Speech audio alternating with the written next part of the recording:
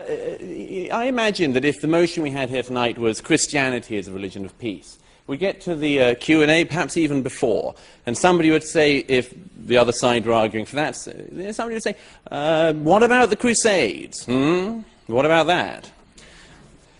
And then there'd be some other clever clogs who'd say, what about that Florida pastor the other week? That was a nasty business. That's Christianity for you. If we'd had tonight, Judaism is a religion of peace, the other side were trying to argue that. Sure as anything. There'd be people popping up in the hall tonight saying, oh, there's this bit in one of the Old Testament books, really, really bad.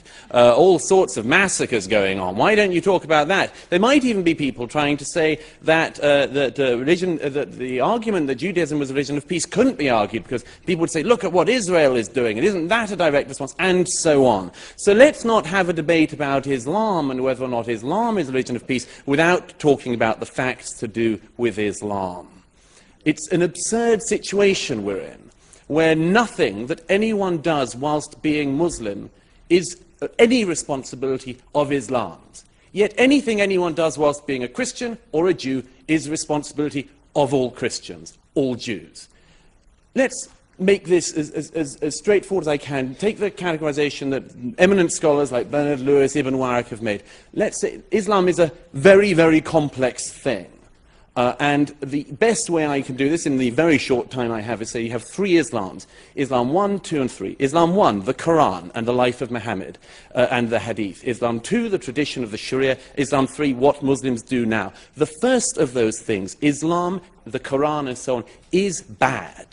It is bad.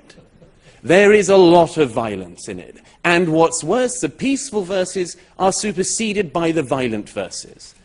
The violent verses also, sadly, are more numerous in number. Then you've got the life of Muhammad. Again, a bad man. A very bad man, it has to be said. Not a great role model, if you look at it. Takes child brides, abuses a small girl, multiple wives, himself a warrior, himself a war criminal, himself beheads Jews. This, I would have thought, would be a signal of not great peacefulness. Then you've got the tradition of the Sharia. Again, not great peacefulness. Still, no schools of Sharia that people in this hall would want to submit to. And thirdly, what Muslims do now. Thankfully, there is some hope in that one. Because most Muslims, thank goodness, I almost said thank God, but old habits die hard.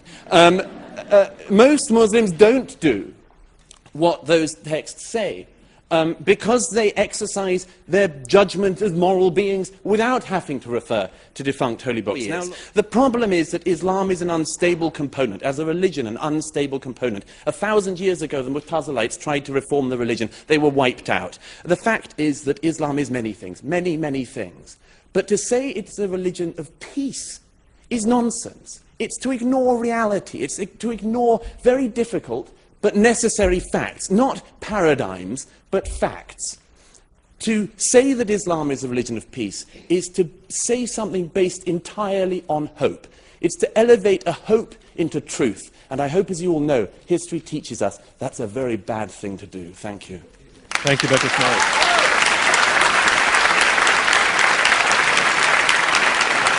And that concludes round one of this Intelligence Squared U.S. debate.